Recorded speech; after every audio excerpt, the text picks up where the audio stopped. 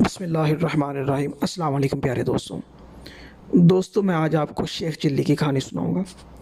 ایک گاؤں میں ایک بوڑھی اماں جی رہتی تھیں جن کا ایک ہی بیٹا تھا اور اس کا نام تھا چلی۔ وہ بہت کام چور، بیوقوف، سست اور کاہل تھا۔ اسے بس ایک ہی کام آتا تھا، شیخی بگاڑنے کا۔ جہاں چند لوگوں کو اکٹھے بیٹھے دیکھتا، ان کے قریب جا کر خود بھی بیٹھ جاتا اور انہیں گفتگو کا موقع دیے بغیر اپنے جھوٹے سچے کارنامے بیان کرنے لگ جاتا۔ گاؤں کے لوگ اس کی اس عادت سے بہت تنگ تھے اور اس کا نام ہی شیخ چلی رکھ دیا۔ وہ اپنے نام کی طرح بڑے بڑے خیالی منصوبے بناتا لیکن کسی پر عمل نہیں کرتا۔ ایک دن اس کے خیالی پلاؤ پکانے کی عادت سے چڑھ کر ایک شخص نے اس سے کہا، شیخ صاحب، آپ اتنے بڑے بڑے منصوبے کیوں بناتے ہیں؟ آپ نے ایک ہفتے بعد اس دنیا سے کوچ کر جانا ہے، اپنی موت کا خیال کریں۔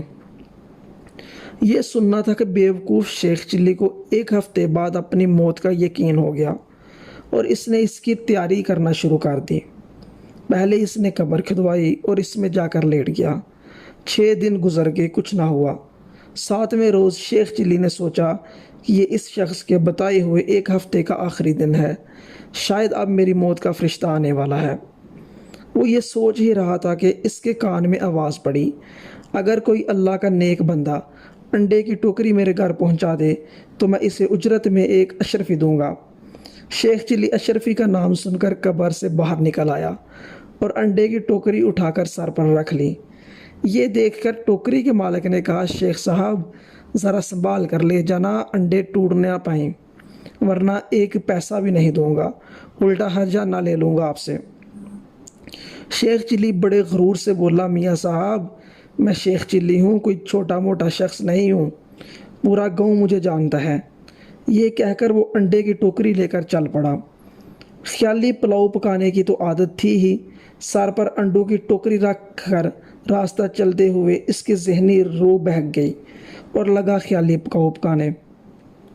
انڈے پہنچانے کی مزدوری مجھے ایک اشرفی ملے گی، بڑی رقم ہے، اس سے مرغی لوں گا، وہ انڈے دے گی، انڈے بیچ کر بکری لوں گا، جو بچے دے گی، بکری کے بچے بیچ کر گائے لوں گا، گائے دودھ دے گی، میرے بچے دودھ مانگیں گے تو میں ان سے کہوں گا یہ لو دودھ۔